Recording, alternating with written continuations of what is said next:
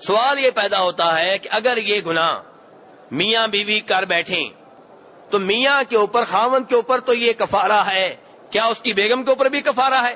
امام شافعی رحمہ اللہ فرماتے ہیں کہ اس کی بیگم کے اوپر کفارہ نہیں ہے۔ کیوں؟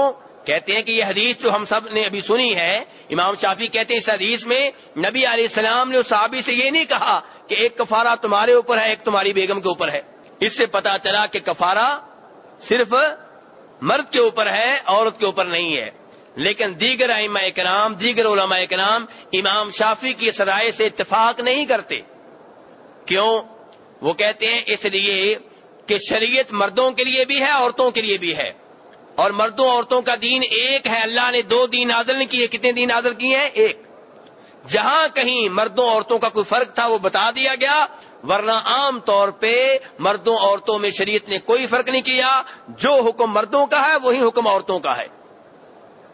اور اگر خاوند رمضان کے مہینے کی بے حرمتی کرے اور ہم بستری کر بیٹھے تو اس کے اوپر کفارہ ہے، عورت کرے گی تو اس کے اوپر بھی وہی کچھ ہے جو مرد کے اوپر ہے۔ باقی رہا اس حدیث میں کہ اس حدیث میں عورت کا ذکر کیوں نہیں آیا، تو پہلی بات یہ ہے کہ ذکر نہ آئے اس کا مطلب یہ نہیں ہے کہ اس کے اوپر کفارہ نہیں پڑا ہوگا۔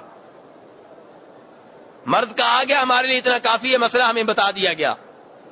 اب عورت کے بارے میں الگ سے نہیں آیا، کوئی بات نہیں، کیونکہ ہمیں پتا ہے جو دین مردوں کے لیے وہی عورتوں کے لیے ہے۔ نماز جنازہ جیسے مردوں نے پڑھنا ہے ویسے ہی عورتوں نے بھی پڑھنا ہے۔ نماز کا طریقہ جو مردوں کا ہے وہی عورتوں کا ہے۔ اللہ اکبر سے لے کے سلام تک، سلام پھیرنے تک جیسے سجدہ مردوں نے کرنا ہے ویسے عورتوں نے کرنا ہے۔ جیسے ہاتھ مردوں نے باندھنے ہیں ویسے عورتوں نے باندھنے ہیں۔ جیسے رفع الیدین مردوں نے کرنا ہے ویسے عورتوں نے کرنا ہے۔ اور یہ جو کہا جاتا ہے عورتوں کا سجدہ اور ہے، رفع الیدین اور ہے، ہاتھ اور طریقے سے باندھنے ہیں، نماز جنازہ نہیں پڑھنا، اس کی کوئی دلیل نہیں ہے کسی صحیح حدیث سے۔ تو میرے بھائیو، جو دین مردوں کا ہے وہی عورتوں کا ہے۔ جیسے کفارہ مردوں کے اوپر ہے ایسے عورتوں کے اوپر ہے۔ رہی یہ حدیث، تو ہو سکتا ہے یہ عورت بیمار ہو اس لیے اس نے روزہ نہ رکھا ہو، یا یہ عورت جو ہے جاہل ہو، اسے مسئلے کا علم ہی نہ ہو، تو کچھ بھی ہو سکتا ہے۔ شاید کسی وجہ سے اس کا ذکر حدیث میں نہیں آیا، لیکن یہ ہمیں معلوم ہے کہ دین جو مردوں کے لیے ہے وہی عورتوں کے لیے ہے۔ اور یہاں سے یہ مسئلہ بھی معلوم ہوا کہ اگر کوئی آدمی رمضان کے مہینے میں دن کے وقت اپنی بیگم سے ہم بستری کر بیٹھے اور اسے مسئلے کا علم نہ ہو، اسے یہ بتایا ہی نہ گیا ہو کہ ہم بستری کرنا منع ہے، جیسے کوئی آدمی نیا مسلمان ہوا ہے، اس کا پہلا روزہ تھا، اس کو کسی نے بتایا نہیں کہ روزے کے دوران بیگم سے ہم بستری کرنا منع، وہ ہم بستری کر بیٹھے، اس کے اوپر کفارہ نہیں ہے۔ ہاں، جس کو یہ پتا ہے کہ یہ ہم بستری کرنا منع ہے لیکن یہ نہیں پتا کہ جرمانہ کیا ہے، اس کے اوپر جرمانہ پڑے گا، کفارہ پڑے گا، کیونکہ اس کو یہ تو پتا ہے کہ یہ کام منع ہے۔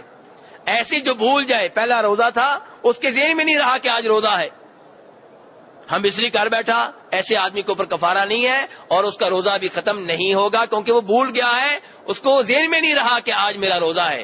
جیسے کوئی بھول کے کھانا کھا لے، پانی پی لے، اس کا روزہ ختم نہیں ہوگا۔ ایسے ہی کسی کے سر پہ پسٹل رکھ دیا جائے، کوئی کافر اس کے سر پہ پسٹل رکھ دے کہ روزہ توڑ دو ورنہ تمہیں گولی مار دوں گا، تو اس انداز میں اس سے ہم بستری کروائی جاتی ہے یا کچھ اور کروایا جاتا ہے، تو ایسے آدمی کے اوپر کفارہ نہیں ہے، روزہ نہیں ٹوٹے گا۔ روزہ اس کا ٹوٹے گا جس کو مسئلے کا علم ہے اور پھر یہ یاد ہے کہ میں روزے کی حالت میں ہوں، پھر یہ حرکت کرتا ہے، تو اس کا روزہ بھی ختم ہو جائے گا، قضا بھی واجب ہوگی، کفارہ بھی ادا کرنا ہوگا۔ تو میں نے درس کے شروع میں کہا تھا کہ جن چیزوں سے روزہ ٹوٹتا ہے وہ 2 طرح کی ہیں، ایک وہ جن کی وجہ سے روزہ بھی ٹوٹے گا، قضا بھی واجب ہوگی، کفارہ بھی پڑے گا، اور وہ یہی چیز تھی، یعنی بیگم سے ہم بستری کر لینا۔